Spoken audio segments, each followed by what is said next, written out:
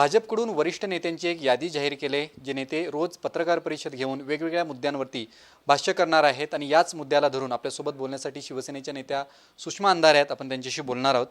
कसं बघताय, कारण का तुम्ही एक ट्विटसुद्धा याच्या बाबतीत केला होता. एक भली मोठी यादी तुमच्या सगळ्या टीकांना आता उत्तरे देणार आहे. नाही, आम्ही मुळात कधी टीका करत नाही. आम्ही फक्त प्रशासन व्यवस्था चांगली झाली पाहिजे, तिच्या बेटरमेंटसाठी फक्त त्रुटी लक्षात आणून देतोय. जसे की आता पूजा खेडकर वगैरे प्रकरण आपण बघितलं. परंतु जशा मेडिकलच्या प्रिस्क्रिप्शन असतात, सकाळी 2 गोळ्या, दुपारी 2 गोळ्या, संध्याकाळी 2 गोळ्या, आपण त्या पेशंटला बऱ्या करण्यासाठी असतात. भाजपने जे आता प्रिस्क्रिप्शन काढले कालचं, की सकाळी हे बोलतील, दुपारी हे बोलतील, संध्याकाळी हे बोलतील, हे लोकांना बरं करण्यासाठी नाही, हे सामाजिक स्वास्थ्य बिघडवण्यासाठी केलं आहे असं मला वाटतं. आणि महत्त्वाचं म्हणजे याच्यामध्ये राणेंची नावं नाही आहेत, राणांचं नाव नाही आहे. याचा अर्थ स्पष्ट आहे की निलेश राणे, नितेश राणे, नवनीत राणा या लोकांचं प्रभाव क्षेत्र कमी झाले. चित्रा वाघ वगैरे ह्या लोकांना म्हणजे यांना कोणी गांभीर्यानं घेत नाही. आणि कदाचित म्हणून एक नवी फळी उभी करावी लागते भाजपाला. आणि जातीय धार्मिक ध्रुवीकरण करणे, पोलरायझेशन करून त्यांच्या जातीय धार्मिक विषपेरणी करणे, यासाठी पुन्हा एकदा भाजपाने ही नवी खेळी खेळली आहे. पण मला नाही वाटत की लोक याला प्रतिसाद देतील. या यादीमध्ये बघायला गेलं तर ज्येष्ठ नेत्यांचा सहभाग आहे. मग रावसाहेब दानवे असतील, पंकजा मुंडे असतील, ही नावं आहेत सगळी. भाजप एकेकाला वापरते आणि फेकून देते, डॅमेज करते, वापरते, डॅमेज करते, फेकून देते. म्हणजे याच्या आधी त्यांनी बोलण्यासाठी कुणाकुणाची नावं घेतली होती. तर आधी पडळकर बोलत होते, त्याच्यानंतर काय राणे बोलत होते, आता कुठे आहेत परत ते. मला वाटते आता काही लोकांना परत त्यांना डॅमेज करायचे. उदाहरणार्थ पंकजा मुंडेंनी काही बोलावं आणि त्यांना वादाच्या भोवऱ्यात अडकवावं, जेणेकरून फडणवीसांची खेळी पुन्हा एकदा यशस्वी होईल. अशा पद्धतीने हा सगळा खेळ चालला आहे. या यादीत अजून एक विशेष गोष्ट आहे की याच्यामध्ये उज्ज्वल निकमांचं नाव आहे. सरकारी वकील असणारा माणूस हा भाजपच्या लेटर हेडवर कसा काय, अधिकृत लेटर हेडवर कसा येऊ शकतो, आणि असा अधिकृत लेटर हेडवरचा प्रवक्ता माणूस बाजू सरकारी वकील म्हणून कशी काय मांडू शकतो. तर जे लोक सांगतात, जे भाजपचे लोक सांगतात की नाही नाही आम्हाला काही कायद्याला हात नाही लावायचा, मुळात तुम्ही सगळी घटनेची पायमल्लीच करत आहात. यावर रावसाहेब दानवेंनी असं उत्तर दिलंय. त्या ज्यांना त्या आजच्या पहिल्याच पत्रकार परिषदेत त्यांना हा प्रश्न विचारला, त्यांनी असं सांगितलं की उज्ज्वल निकम हे काही सरकारचा पूर्ण पगार घेत नाहीत, ते फक्त त्या केसचं मानधन घेतात. याला काय अर्थ आहे? म्हणजे मी असं म्हणायचं की ठीक आहे, मी तुमच्या ऑपरेशनच्या वेळेला मी तिथे हजर राहणार आहे आणि मी फार काही करणार नाही, मी फक्त तुमचं हृदय तेवढं डॅमेज करणार आहे, बाकी काही करणार नाही आहे. म्हणजे मग operation is success but patient is dead असं म्हणायचं का याला? हे म्हणूच कसं शकतात ते? म्हणजे ज्या लोकांना कायदा मोडीतच काढायचा आहे, कायदा तोडायचाच आहे आणि सगळी त्याची मोडतोड करायची आहे, त्याची पावलोपावली सुरुवात दिसते, पावलोपावली त्याची मांडणी दिसते. हे स्पष्ट आहे या सगळ्यांमध्ये. आणि ज्या पद्धतीने आता हे सगळं घडवून आणलं जाते, मला वाटतं काहीतरी 20-22 पेक्षा जास्त नावं आता त्याच्यामध्ये दिसत आहेत. हे फार विशेष आहे. म्हणजे इतक्या मोठ्या प्रमाणात प्रवक्त्यांना बोलायला लावायची गरज भाजपाला पडावी की सकाळी बोला, दुपारी बोला, संध्याकाळी बोला, विभागीय बोला, शहर वाईज बोला, स्थानिक बोला, राज्य पातळीला बोला, इतकं करायची जेव्हा भाजपला गरज पडते, याचा अर्थ असा आहे की डेस्पिरेशन इतकं आहे की आमच्याकडच्या 1-2 आम्ही कुठे किती लोक बोलतो बरं, एक आमचे राऊत साहेब बोलतात, मी बोलते, फार काही नाही. पण एवढ्या 1-2 लोकांच्या बोलण्याने सुद्धा इतकी बिथरली आहे भाजपा की भाजपाला सुचत नाही आहे की त्याला कशी उत्तरं द्यायची आणि काही नाही. पण मला वाटतं की याने काही फरक पडत नाही, कारण ज्या बेसलेस पद्धतीची ही सगळी मांडणी असते त्याला काही अर्थ होत नाही आणि लोक त्याला गांभीर्याने घेत नाही. आज चंद्रशेखर बावनकुळेंनी पत्रकार परिषदेत असं म्हटलंय की उद्धव ठाकरे हे मतांसाठी लाचार झालेले आहेत. खरं तर मला वारंवार वाटतं बरं का की खरंच आपण बावनकुळे यांच्यावर बोलू नये.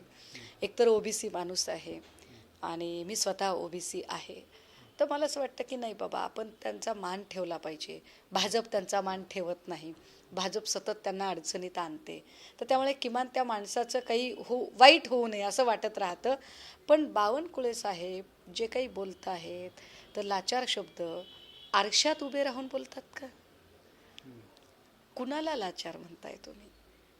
म्हणजे एका लोकसभेच्या निवडणूक निकालानंतर 360 डिग्रीमध्ये गर्रकन वळलेली भाजपा आणि शिंदे गट ज्या डेस्पिरेशनने ते सगळ्या योजना जाहीर करतात, ज्या डेस्पिरेशनने कुठलाही नियोजन न करता उधळपट्टी करायला बघतात, ती लाचारी नाही तर काय आहे बरं? ही काय म्हणजे त्याचं लॉजिक काय आहे बावनकुळेंचं बोलायचं? कुठल्या आधारावर ते बोलतात?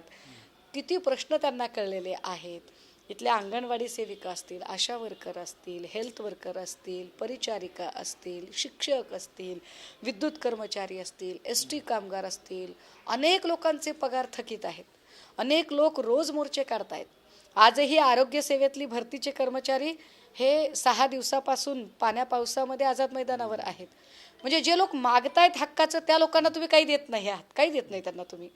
आणि ज्यांनी तुम्हाला मागितलेलं नाही आहे तुम्ही तिथे जाताय, हे काय आहे? त्यामुळे लोकांसांगे ब्रह्मज्ञान, आपण कोरडे पाषाण या न्यायाने वागू नये बावनकुळेंनी. आता एक शेवटचा प्रश्न, राज्य सरकारकडनं एक योजना जाहीर करण्यात आली ज्येष्ठ नागरिकांसाठी तीर्थक्षेत्रांच्या ह्याच्या बाबतीत. त्यांना एक तीर्थक्षेत्र हे राज्य सरकारच्या त्या योजनेअंतर्गत केलं जाईल. मात्र त्या जाहिरातीमध्ये एका अशा ज्येष्ठ व्यक्तीचा फोटो वापरलेला आहे. ती व्यक्ती पुणे जिल्ह्यातली आहे आणि ती व्यक्ती गेल्या 3 वर्षापासून बेपत्ता आहे. हा फोटो जाहिरातीवरती पाहिल्यानंतर त्यांचे कुटुंबच संपूर्ण आश्चर्यचकित झालं होतं. कसं बघताय सगळ्या प्रकाराकडे? मी जाहिरातीवर लोकसभा प्रचाराच्या दरम्यानही फार बोलले. भाजपचं ना वास्तवात काम काहीच नाही आहे. जे दिसतं ते फक्त जाहिरातीचा एक डोलारा त्यांनी तयार केलेला आहे. मी जे म्हटलं ना की पावला पावलावर ते कायद्याची छेडखानी करतात. पावला पावलावर ही घटना तोडून मोडून टाकण्याची भाषा करतात आणि ते कृतीतनं दाखवतात. जसं की आत्ता हा तीर्थयात्रेच्या संबंधाने त्यांनी काढलेला नियम, एकीकडे भारतीय राज्यघटनेमध्ये स्पष्टपणे 42nd अमेंडमेंट जी झाली आपल्याकडे, त्यामध्ये सेक्युलरिझम हा शब्द क्लिअर कट वापरलेला आहे. कुठल्याही धर्माचा अनादर करायचा नाही आणि कुठल्याही धर्मांमध्ये कमी अधिक असा भेद करायचा नाही. तरीसुद्धा आत्ता ज्या पद्धतीची योजना या लोकांनी काढली, विशेष म्हणजे वारकऱ्यांनी विरोध केला. वारकऱ्यांनी सांगितलं तुमच्या 20,000वर काही आम्ही अवलंबून नाही आहोत. तुम्ही 20,000 दिले म्हणून आम्ही दिंडी काढतो असं नाही, भीक नको आहे तुमची आम्हाला. तरीसुद्धा हे जे लांगुल चालन करण्याची जी पद्धत आहे, मला वाटतं बावनकुळे आणि भाजपा यांनी सगळ्यांनीच विचार केला पाहिजे की तुम्ही किती लाचार झालाय, किती प्रकारची कशा प्रकारची लाचारी करताय ते एकदा बघा. आणि जाहिरातीसाठी इतर लोकांचे फोटो वापरताना किमान ते बुमरँग होणार नाही याची तर काळजी घ्या. ती व्यक्ती बेपत्ता आहे आणि थेट राज्य सरकारच्या योजनेवरती दिसून आली. मागे आपल्याला माहिती असेल की मला वाटते कोणीतरी एका जाहिरातीमध्ये दिसणारं अख्खं कुटुंब, मला वाटतं इंजिनवाल्या दादांनीच आणलं होतं, अख्खं कुटुंब आणलं होतं त्यांनी स्टेजवर. आणि तरीही म्हणजे इतक्या वेळा जाहिराती करून भाजपात तोंडघशी पडलेली आहे. परत त्याच चुका करतात. जसं की काल जाहिरात करण्याच्या नादामध्ये सरळ सियाचीन वगैरे अख्खा भाग, भारताचा नकाशाचा भागही त्यांनी पाकिस्तानात दाखवून मोकळे झाले. कारण जाहिरातीमध्ये दिसण्याचं डेस्पिरेशन जे आहे ना ते फार मोठं आहे. त्यामुळे महाराजांनी न वापरलेली वागणुक, ज्याचा महाराजांशी काही संबंध नाही आहे, पण जाहिरात करून स्वतःचीच पाठ थोपटून घेण्यासाठी ज्या डेस्पिरेशनने ते करतात, हे फार वाईट आहे. म्हणजे वाईट म्हणण्यापेक्षा कीव करण्यासारखं, यांची कीव येते असं. नक्कीच शिवसेना नेता सुषमा अंधारे आपल्यासोबत होत्या. त्यांनी स्पष्टपणे असं म्हटलेलं आहे, ज्या पद्धतीनं भाजपकडनं नेत्यांची यादी जाहीर केलेली आहे, याच्या बाबतीत भाजप पूर्णपणे बिथरलेली आहे आणि त्यामुळेच अशा पद्धतीची नावं त्यांना जाहीर करावी लागत आहेत, अशा पद्धतीचं वक्तव्य सुषमा अंधारे यांनी केलं आहे. Video journalist Ajay मोहितेसह Vishal Patil, TV9 Marathi.